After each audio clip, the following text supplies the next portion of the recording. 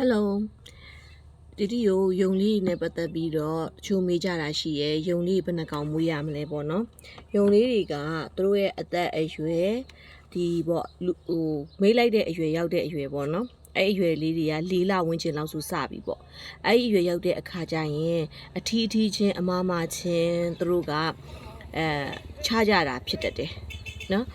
ပြီးတော့အထီးမဆိုရင်လည်းမိတ်လိုက်တယ်ပေါ့အဲ့ချိန်ရွယ်ကြရင်ကိုဝင်ရှိနိုင်တယ်အဲ့တော့အဲ့ရွယ်လေးကိုဝင်ရှိရင်ဘာဖြစ်နိုင်လဲဆိုတော့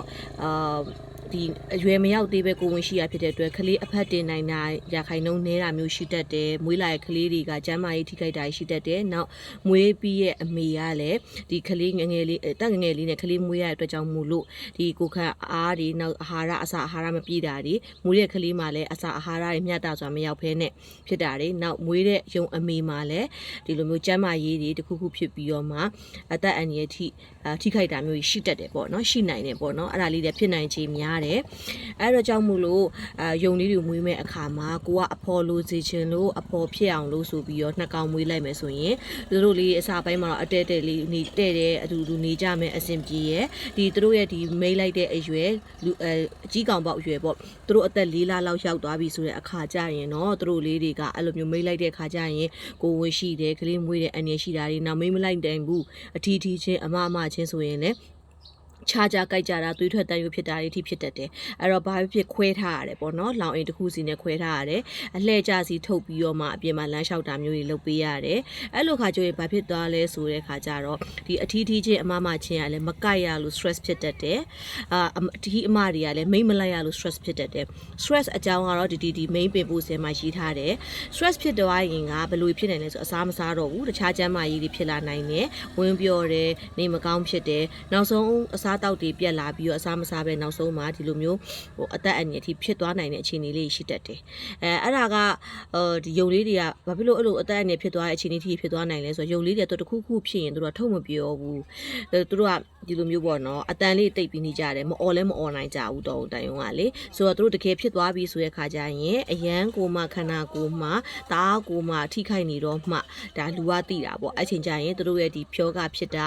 ဒီကျန်းမာရေးပြဿနာဖြစ်တာခန္ဓာကိုယ်မှာတစ်ခုဖြစ်တာကနောက်ဆုံး stage အထိရောက်နေတတ်တယ်เนาะအဲ့ချိန်ကျရင်ဆေးကူတာမမီရမျိုးဖြစ်တတ်တယ်ပေါ့เนาะအဲ့တော့တကယ်လို့ကိုကတနိုင်တစ်ပိုင်းပဲမွေးချင်တယ်အလုပ်လဲရှိရဲ့အကြောင်းလဲတက်ရတယ်ဒါမှမဟုတ်လူကြီးတွေကမွေးပေးရတယ်ဆိုရင်တကောင်နဲ့ပဲမွေးပါအဖော်ကတော့ဘယ်တိရစ္ဆာန်လေးတွေပဲဖြစ်ကလူကသူတို့အတွက်အဖော်ပဲသူတို့ရဲ့မိဘသူတို့မွေးထားတဲ့မိဘတော့သူတို့အတွက်အဖော်ပဲသူတို့နဲ့လက်ပွန်းတတိနေပါသူတို့ကိုအိတ်တဲ့ခါကျရင်လဲဖတ်အိတ်လို့ရတယ်ဒီလိုပုံမှန်အချိန်မှာလဲသူတို့ကိုပို့ပြီးတော့မှအဓိကဆိုလို့ချင်တာကတော့သူတို့ရဲ့ပုံမှန်ချိန်လေးတွေမှာကိုကအချိန်ရရင်ရသလိုသူတို့နဲ့အတူတူလေးနေပေးစကားလေးပြောပေးဆော့ပေးသူတို့လေးရဘယ်လိုမျိုးပုံစံလေးရှိလဲဆိုတာအင်တာနက်မှာလေ့လာပေါ့နော်ဒီနိုင်ငံခြားမှာအစာကျွေးတဲ့ခါကျရင်ဘယ်လိုလေးကျွေးတယ်ဘယ်လိုလေးနဲ့ဘယ်လိုမျိုး keep in touch ဖြစ်တယ်ဆိုတာလေးပေါ့နော်အမြဲတစေအပြင်သွားတိုင်းခေါ်သွားစရာမလိုဘူးနော်ယုံလေးတွေကအပြင်ခေါ်သွားတိုင်းလည်းအဆင်ပြေရမျိုးရှိရမပြေရမျိုးရှိရအဲ့ဒါလေးကနောက်ဗီဒီယိုမှာပြောပြပေးမယ်အခုကတော့ယုံလေးတွေဘယ်နှကောင်မွေးရမလဲဆိုတာကတော့ဒါတေချာလေးလေ့လာပြီးတော့မွေးလို့ရ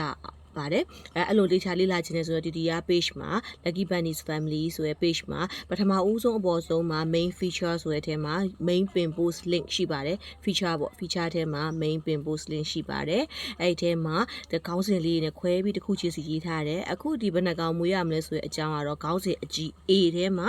ခေါင်းစဉ်လေးတွေခွဲပြီးရေးပေးထားပါတယ်ဖတ်ပြီးတော့ထပ်ပြီးတော့မေးလို့ရပါတယ်ရှင်အားလုံးကျေးဇူးတင်ပါတယ်